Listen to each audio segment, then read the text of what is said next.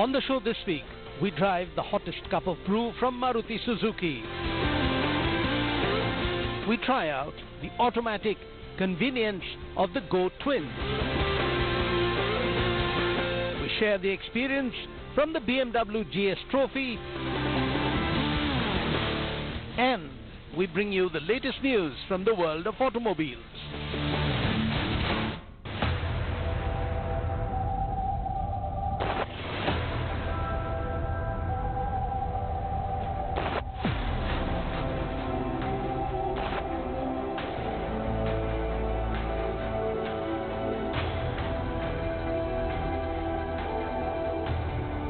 Maruti Suzuki had showcased a concept for a small SUV at the Auto Expo 2 years back, and here is the production car of that concept.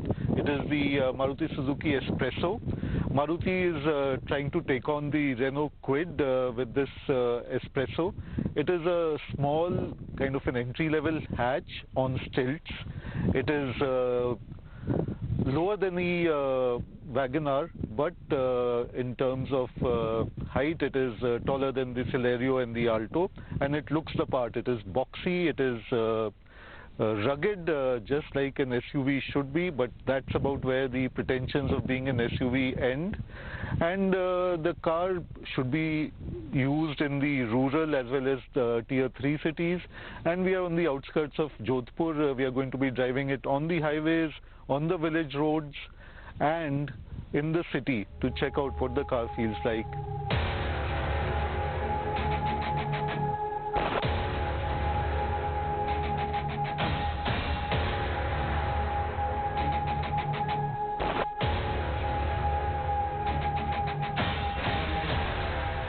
The S-PRESSO is certainly not everyone's cup of tea. While from the front it tries to ape the larger Vitara Brezza, from the side the profile is kind of lopsided, especially with a lot of space above the wheels in the wheel wells and the high roof.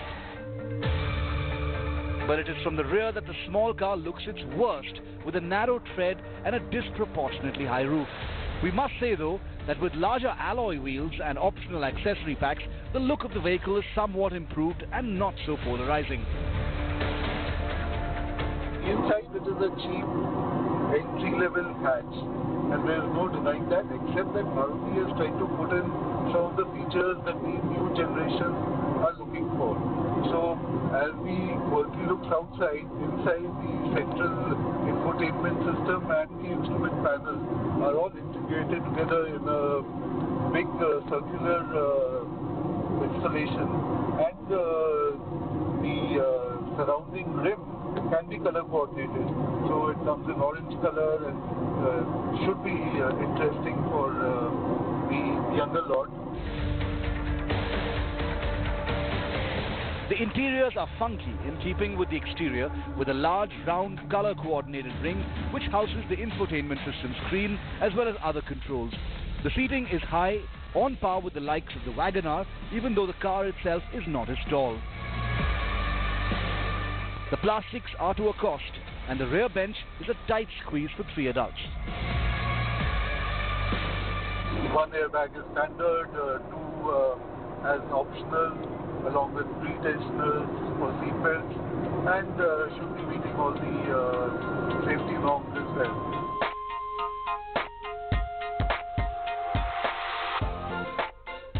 The S-PRESSO is driven by the latest version of the K10B engine series that's been further refined for the better fuels that are now available in the country. This is the K10B 3-cylinder 12-valve engine that now runs on 11:1 compression ratio to produce 68 bhp of max power and has peak torque of 90 Nm.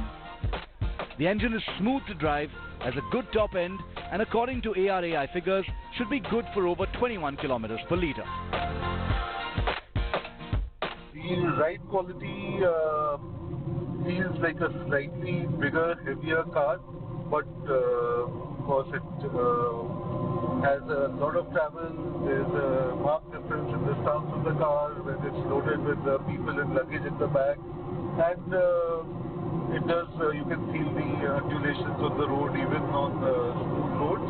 but it is not light and pretty as the earlier Marutis used to be, or like even the earlier WagonR was, where it was really light on the steering and was a very, very poor handling car.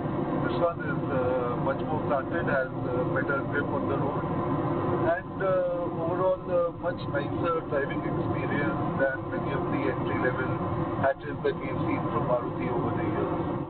We've been driving the S-PRESSO from Maruti for the last couple of days. We started off in the city of Jodhpur, we've driven on the highways, we've taken it to nearby towns, and we've been driving in the rural areas. And I have to say, this is a much grown-up entry-level hatch that has pretensions of being an SUV.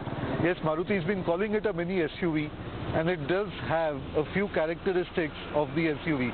It is boxy in looks, it has a higher seating position than most hatchbacks, and especially the entry-level Alto that Maruti has been selling, and it's a favorite all over the country. And it has a high ground clearance. But apart from that, it is a hatch on stilts, and it is nice to drive, I have to say. The K10 engine is BS6 compliant, and it's a really nice power plant to drive on the highways. The car comes with both AMT and manual transmissions, so that's a plus as well.